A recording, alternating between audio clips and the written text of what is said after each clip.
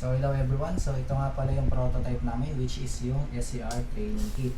So meron tayo dito sa taas na multi-tester and yung kanyang probe and actually the oscilloscope and yung mga probe niya and chargers.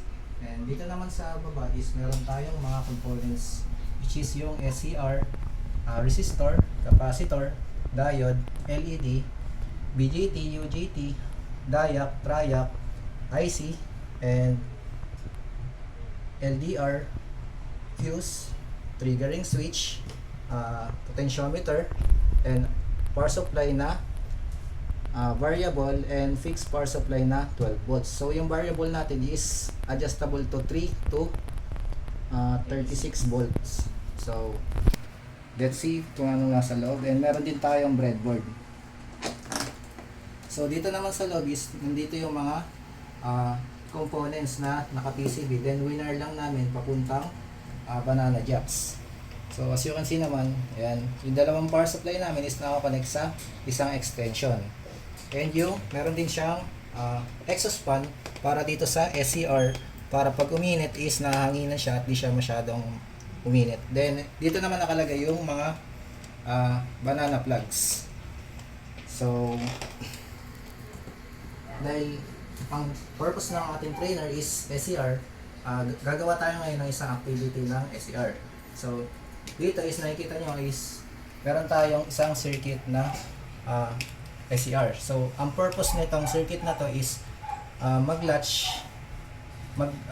latching switch yung SCR. So meron tayong 3.5 volts na supply papuntang anode, then meron din tayong 3.5 voltage supply papuntang switch and papuntang gate. And dito naman sa output is yung cathode natin papuntang resistor. So dahil ito is oscilloscope and gagamit tayo ng LED para mas lalong maintindihan natin kung paano mag latching switch dito sa SCR. So now let's proceed. So kukunin muna natin yung probe dito sa ilalim.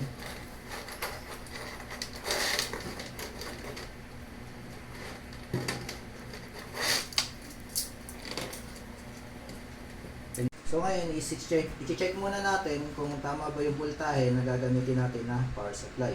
So, sasaksak muna natin yung power supply and then i-on natin. So, nakita naman natin na gumagana yung power supply and yung voltahe na kukunin natin na gagamitin sa ating circuit. So, bago tayo mag-proceed sa ating activity, siguraduhin natin na isarado muna ang power supply bago tayo mag-plug ng banana jacks.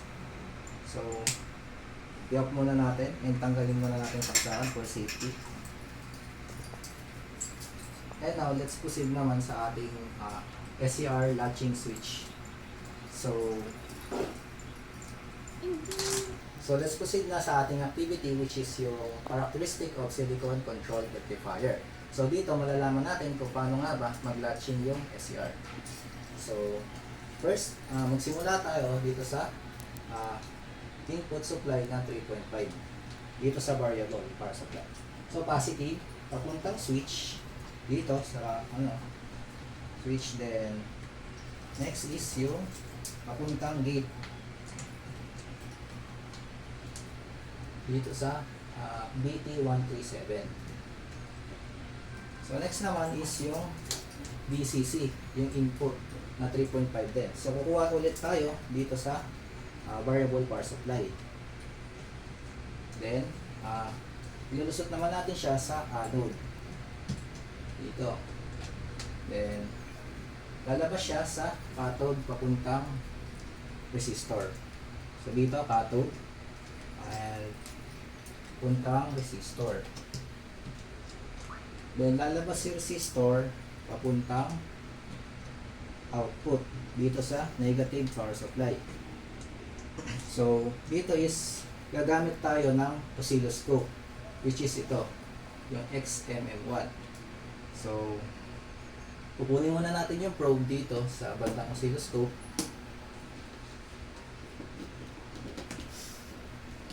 So, take note that yung oscilloscope na to is may dalawa. oscilloscope and signal generator. So ang gagamitin natin is yung oscilloscope, yung nakalagay na DSO. So isasalpak natin to dito sa oscilloscope. Then meron tayong positive na ilalagay dito sa cathode ng SCR sa bandang resistor. So nasan nga ba yung cathode? Ito, papuntang resistor. So kukuha tayo ng ng banana plug na ikakabit natin dito banda sa resistor na galing sa cathode. So dito natin ikakabit yung positive ng oscilloscope.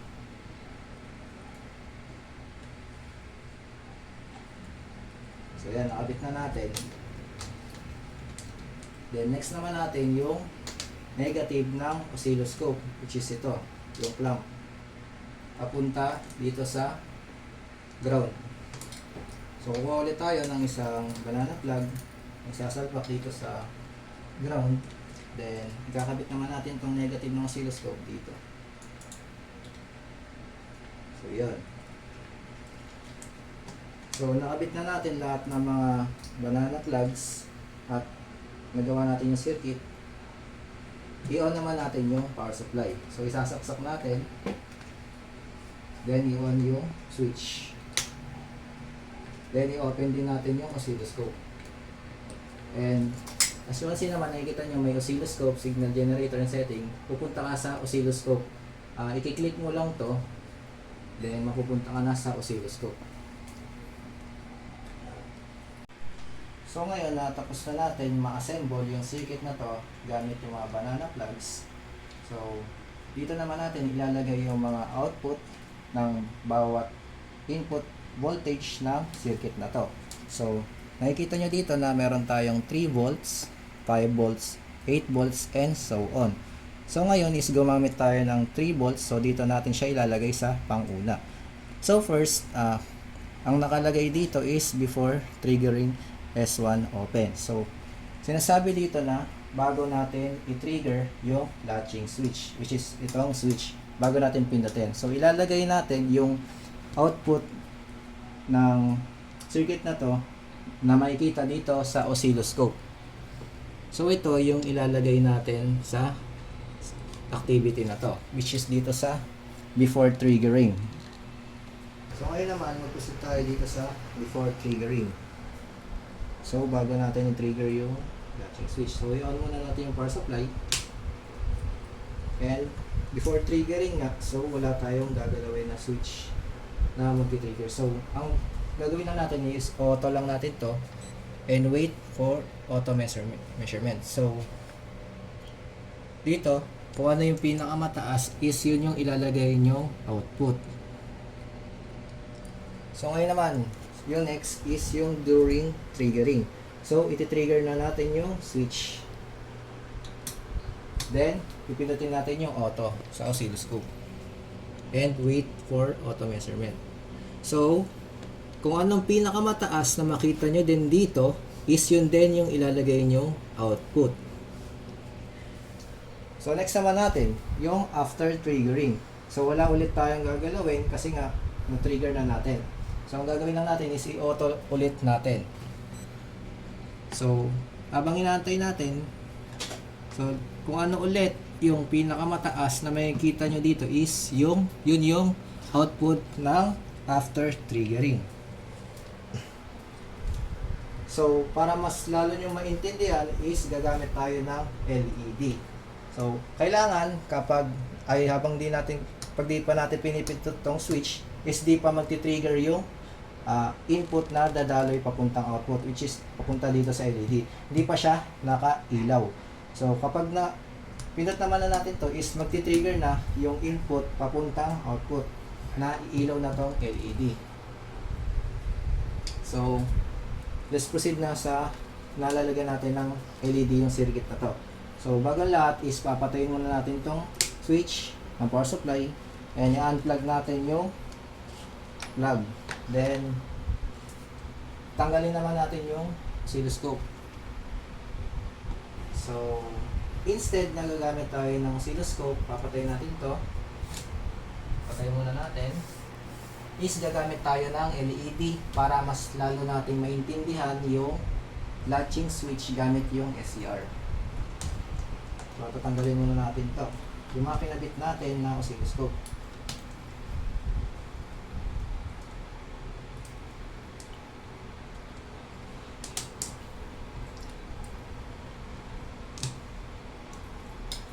So, gagamit din tayo ng isa pang resistor para dito sa LED.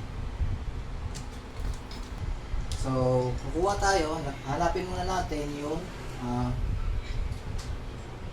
dito sa may bandang resistor galing sa cathode ng SCR. So, which is ito, cathode na nasa resistor. So, dito tayo kukuha ng connection papuntang isang resistor. So, yan. So, dito yung isang resistor. I-connect natin yan. So, next is ilalabas natin siya papuntang LED sa anode ng LED. And next naman, lalabas siya papuntang ground. Yun yung connection niya para gumamit tayo ng LED para mas lalo natin maintindihan yung latching switch gamit yung silicone control rectifier. So, isaksak naman natin yung saksakan ng power supply, and then iyon. And as you can see naman na hindi pa natin yung natitrigger yung switch and hindi pa umiilaw yung LED. So ngayon, pipindutin na natin yung switch and makikita natin kung ano mangyayari. Para napansin nyo, umiilaw na.